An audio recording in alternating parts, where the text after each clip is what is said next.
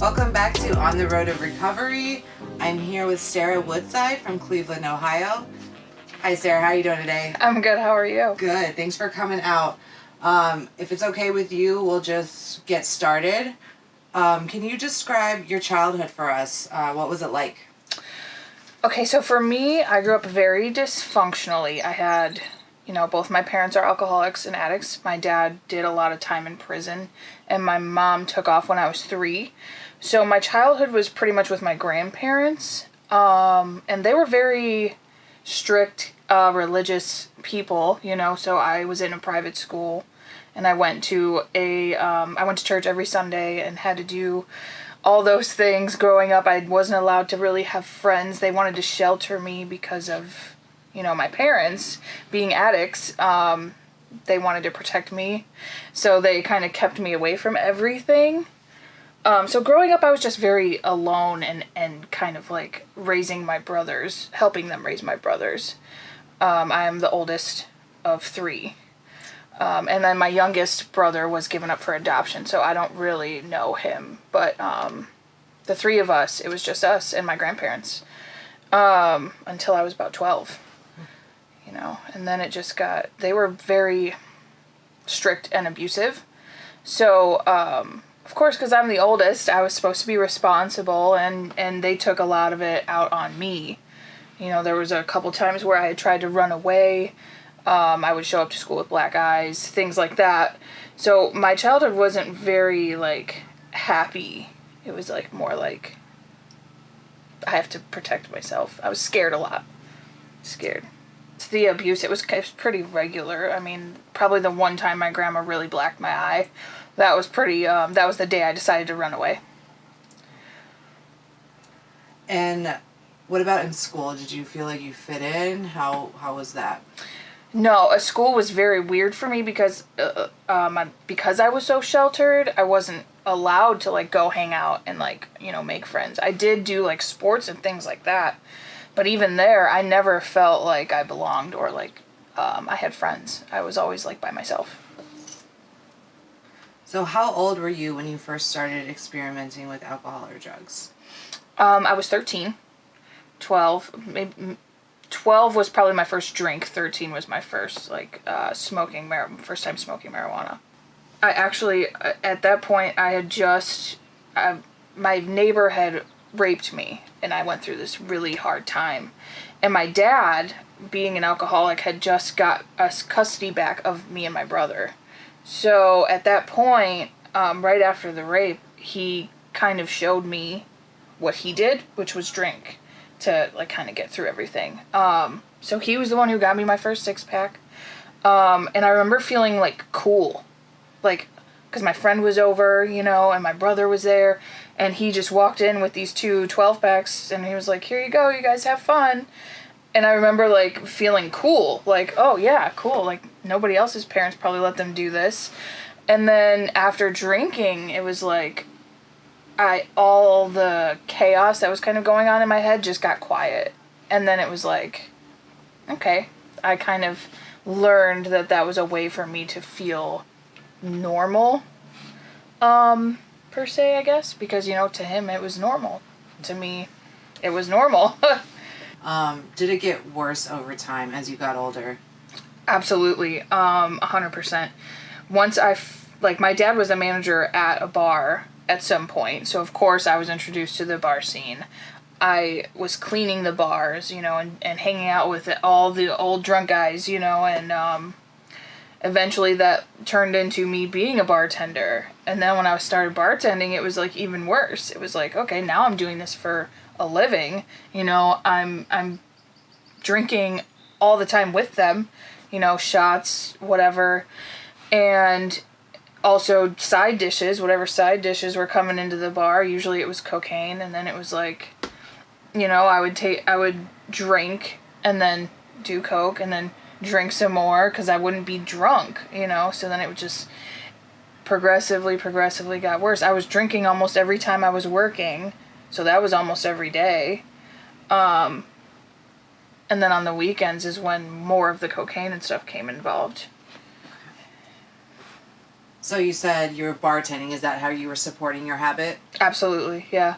That's how it always was. Most of the time I would just get it handed to me because I was the bartender. It was like, oh, here, you're hooking me up with shots, I'll hook you up with this. And for the most part, whatever money I did make, it usually went towards those things as well. So, yeah, that was definitely how I was supporting my habit, for sure. Did you get to a point where you couldn't stop thinking about it? Some people describe it as an obsession. For someone that's never been in recovery or knows much about it, can you describe that mental obsession? Oh God, absolutely. It's like the most insane thing I've ever experienced, honestly. Because it was like there was a part of me that knew this isn't right, this isn't okay. But it's like my brain just kept telling me like it doesn't matter. None of that matters. All that matters is this. All that matters is that. Getting to a point where I could figure out how to get that. Or what I'm going to need to get that. How much money I'm going to need. If somebody else is going to throw down with me, then how am I going to get it? It's like insane. The avenues your brain just takes you. It's just like boom, boom, boom, boom, boom. And then it's like, why am I even doing this? When you're sober, it's like, why did I even do that? But it's like the minute I put something in my body, it's instant. It's like I'm all over the place trying to figure out the next thing, the next time, the next place, everything. It's literally, it will drive you insane. So how old are you now? Now I'm 30. And how many years of your life did you use?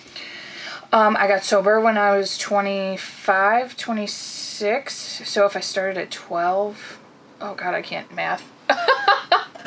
If I started that, yeah. Like 14 years. 14, probably. 15 years, yeah. And what did you lose in active addiction? Oh, I lost everything at one point. I had a son when I was 21. I had my son. And by the time I was like 22, he was with his dad most of the time, actually all the time. And I was doing what I wanted to do. And at that point, it had progressed from snorting coke to smoking crack. And I didn't see him for 2 weeks straight, like at all. And then I was bartending still, so I was still, I would go to work and then I would use, and then I would go to work and I would use. It was like every day. That was a repeated cycle for about 2 months at the very end. And I had already been on probation numerous times. I had already been to treatment once, and I was homeless. I had nothing. I ended up, in a trap house with this guy that I was selling and doing drugs with. And my dad finally figured out what was going on, tried to get me out of it. My mom, who I hadn't seen, just came back into the picture for the first time. She also tried to let me know, like, hey, I know what you're doing. There's a better way. And, but all friends, all ties with anybody were cut. I had nowhere to live. I didn't see my son. So I would say at that point it was everything. I lost everything. Did you ever feel misunderstood or like you were alone, like there was nobody to talk to? Oh, 1,000%, probably the entire time. I think that's kind of what made it progressively worse, is the fact that I always felt alone. I always felt alone. Since I was born, I was always just kind of like taking on the responsibilities of being an adult when I was a child, so it was like I just always felt alone, like I was carrying the world. Okay, so you talked a little bit about your childhood trauma. Did you experience any traumatic events during your active use or even in sobriety, say? Yes. In active use, it was more like I put myself in very horrible situations. There were guns involved, there were drugs involved, there was drug dealing involved. So I was but I had like no fear when I was using. Like in a weird way, it's like all I cared about was using. So the thought of I'm in a very unsafe situation never occurred to me, but I was definitely in situations where I thought I was going to be kidnapped. I thought I was going to be robbed. I thought I was going to be hurt multiple times. I would say that was very traumatic, but it didn't feel traumatic at the time to me because I was using. I learned afterwards, after I got sober, that it was traumatic for me. I just hide it very well because that's what I do. I'm very good at masking and hiding things, especially in active addiction. And in sobriety, I lost my father, who was my best friend. Even though like he had his own issues, he was still my father, and we were very close. So last year he passed, and it was basically as a combination of, him using heroin and having stage 4 cancer in multiple parts of his body. He had colon, prostate, liver, and bladder cancer. So he was like literally here 1 minute and gone within 2 weeks. And he overdosed the week before he died. So that was very, very, very hard in sobriety, because when I was using, I never thought that he would die. And if I did think that he was going to pass, I thought I was going to go with him. That's just how I always thought. Either I was going to use until I died, or I was going to kill myself. Like, that was what I thought, because I was so codependent with him. But I made it through that sober because, I found the program. And, but then the next thing that happened, the guy, the love of my life pretty much overdosed right next to me. And that was like 6 months ago now. So that was very, very traumatic because it was like reliving my dad all over again. But yeah, those were some major traumatic events, for me, and I stayed sober through all of it. So, wow. Yeah. Have you dealt with it? Have you sought outside help at all? Oh, 1,000%. I literally called a therapist the night it happened because, I had a therapist, but I had, was feeling really good and didn't necessarily feel like I needed it at a certain point, so I stopped seeing her. But as soon as that happened, I picked up the phone right away, and I was like, I need to get into therapy because, first of all, after my dad died, there was, a good 6 months where I did nothing about it, and I was just, miserable. So I knew at that point, I needed more help. So when I did call her and set up my first therapy session again after quite a while, after, I would say maybe 6 months, it was good, and I felt better. And then I looked into other things like EMDR and a couple other things, and I wanted to try those. So I got a new therapist and started working with her, and then I found the therapist that I have now, and she's great, and I still see her on a regular basis. I think it's every 2 weeks now that I see her, but it was definitely very imperative for me. Were you ever diagnosed with other mental health problems? I was diagnosed when I got sober with depression and anxiety, but that was it.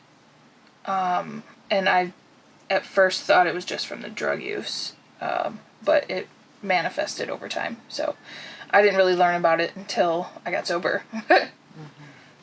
So you go see a therapist regularly. You have Yes. some people to talk to about that. Yes. And how long have you been sober now?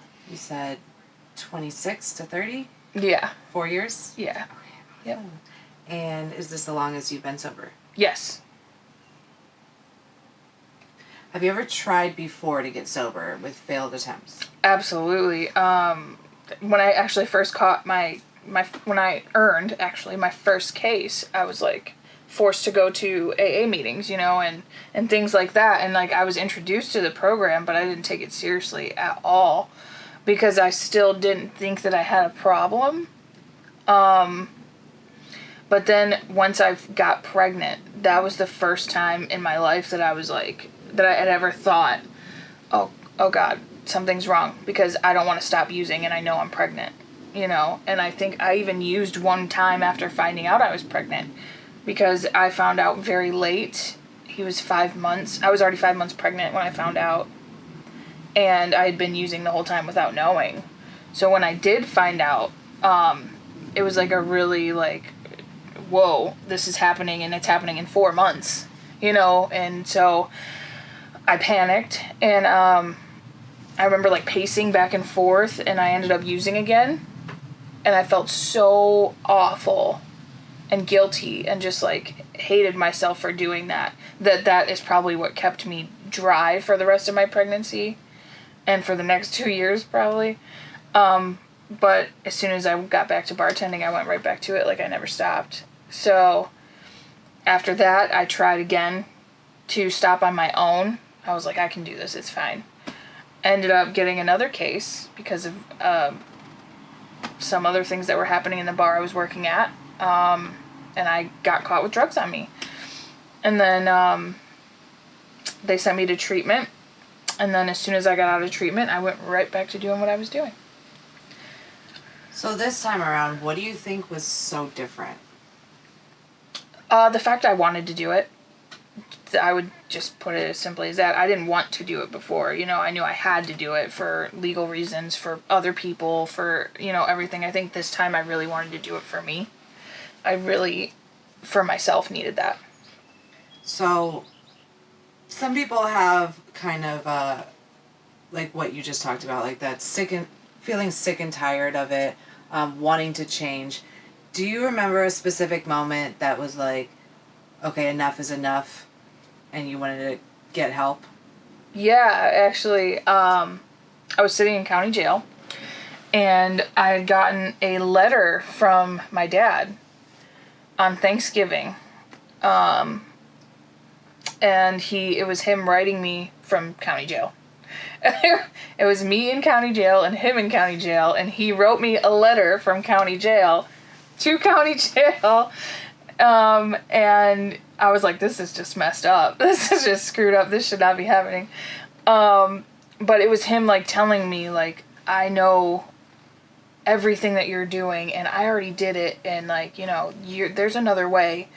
You don't have to end up like me. You don't have to end up like your mother. That was the only thing that I ever told you, to be conscious of, was, like, not to do what we did, and it kind of smacked me in the face that, like, wow, they really did tell me not to be like them, and I'm just like them. I'm being just like them, especially with having my son. And that was the moment I was like, yeah, I can't do this anymore. I can't do this to him. I can't do this to me. I can't do this to them. And that was it. And how does it feel now to be 4 years sober?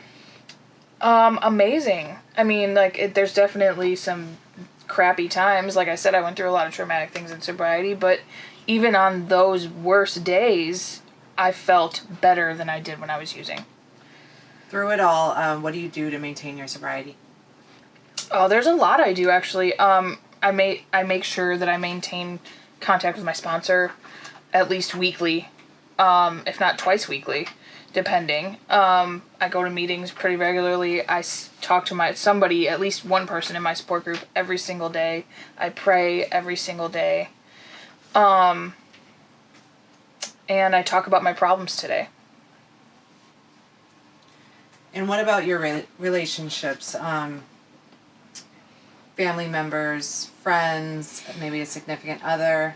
Yes. So, one really cool thing, my mom actually got sober too. So now she's got a couple years sober, and we have a really good relationship today. And my mom's side of the family that I kind of hadn't seen since I was like 13 when I moved in with my father. We all kind of talk today.